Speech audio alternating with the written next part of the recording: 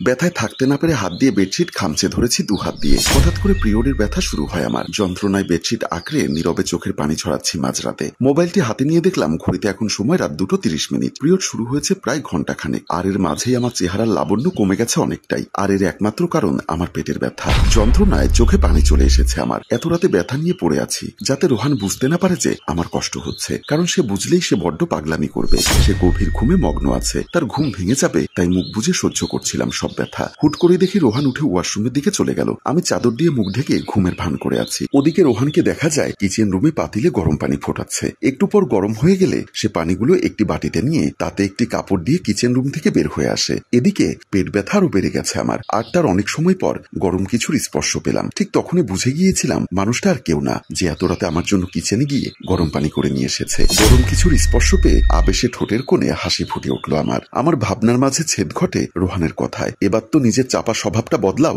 নিজের সুবিধা অসুবিধার কথা বলতে শেখো। আমি তো আর সব জানতা সমরেশ না যে না বললেই বুঝে যাবো যে আমার অনামিকা মহারানীর কি লাগবে। রোহানের কথায় চোখ মিলে তাকিয়ে দেখি রোহান গভীর ভাবে আমার দিকে তাকিয়ে আছে। এত রাতে জাগরণে তার চোখের নিচে কালি পড়ে যায়। এটা নতুন কিছু নয়। বিয়ের পরে যখন থেকে আমার পিরিয়ড শুরু হয় আমার চাইতে রোহানের শরীর ভেঙে পড়ে বেশি। আমি হেসে বললাম, কে বলেছে এত রাতে কষ্ট করে কিচেনে গিয়ে গরম পানি আনতে? আমি ঠিক আছি তো। রোহান এবার রেগে বলল, হ্যাঁ দেখছি তো তুমি কতটা ঠিক আছো। ভাবছো আমি কিছুই বুঝি না? তোমায় কবে বোঝাতে পারবো যে এটা কোনো নর্মাল সমস্যা না? তোমরা মেয়েরা মুখে বলতে চাও না কেন? কি সমস্যা বললে? বারবার বিছানায় এপাশ ওপাশ করছো ব্যথায়। আর আমি বুঝবো না? এতটাও অবুঝ না আমি। আর এখন চুপচাপ ঘুমো বলেই রোহান আমার পাশে শুয়ে পড়লো। সকালে চোখ মেলে দেখি চারিদিকে আলো। মোবাইলটি নিয়ে দেখলাম 10টা বাজছে। তার মানে আমি এত লেট করেছি? অবাক কাণ্ড। আমি তো ঘড়িতে অ্যালার্ম দিয়েছিলাম 5টায়। তাহলে ঘুম ভাঙলো না কেন? তারপর আমি উঠে ফ্রেশ হতে চলে গেলাম। ডাইনিং টেবিলে গিয়ে দেখি সকালের খাবার ঢাকনা দিয়ে ঢাকা। বোঝা হয়ে গেছে প্রতিবারের মতো এবারও রোহান রান্না করে রেখে গেছে। তৃপ্তির হাসি ফুটে ওঠে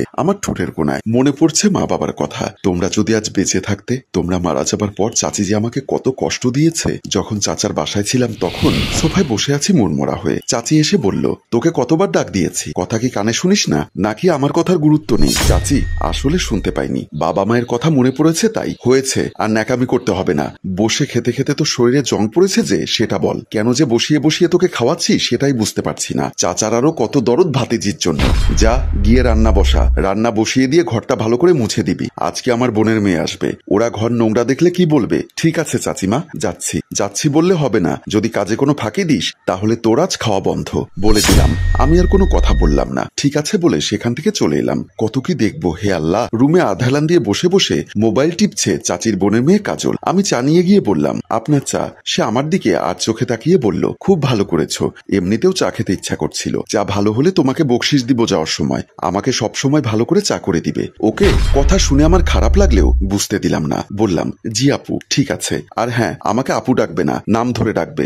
আচ্ছা, ওয়াশরুমে যে আমি কাপড় রেখেছি তা কি ধুয়ে দিয়েছো? না। ও, তোমাকে তো বলাই হয়নি। কাপড়গুলো একটু ধুয়ে দিও তো। পারবো না। আপনার কাপড় কেন আমি ধুয়ে দিব?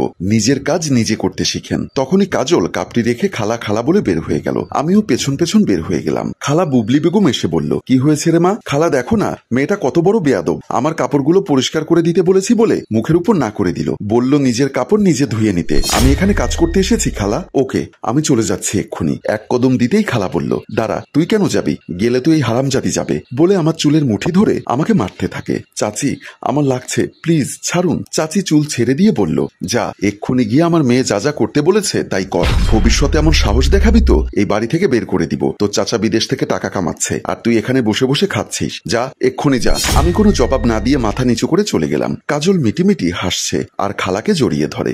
যা মা, গিয়ে রেস্ট কর। কিছু লাগলেও অনামিকাকে বলিস। ঠিক আছে খালা বলে কাজল চলে গেল। আমি ওয়াশরুমে কাপড় ধুয়ে দিতে গিয়ে অঝরে কান্না করছি। হে আল্লাহ, আমার তো আর সহ্য হচ্ছে না। আমাকে এই পৃথিবী থেকে বাবা মায়ের কাছে নিয়ে যাও। কান্না করতে করতে কাপড় ধুতে বসে গেলাম। সে কষ্টগুলো তখনই দূর হয় যখন থেকে আমার জীবনে রোহান এসেছে। রোহান আমাকে এতটা কেয়ার করে যা বলে শেষ করা যাবে না। এই মানুষটা আমাকে চাচির অত্যাচারের হাত থেকে বাঁচিয়ে নিয়েছে। আল্লাহর অশেষ রহমতে আমি এমন মানুষ পেয়েছি যে আমার সব খেয়াল রাখে, বিপদে ছায়ার মতো আগলে রাখে। আমার প্রিয় আপনি। এমন সময় কল আসে আমার মোবাইলে। আমি দেখলাম কলটা আর কারোরই নয়, রোহান করেছে। আমি কলটা রিসিভ করতেই রোহান বলল, নিশ্চয়ই ভাবছো এসব কেন করলাম, তোমাকে কেন করতে দেয়নি? হ্যাঁ, ঠিক ধরেছ।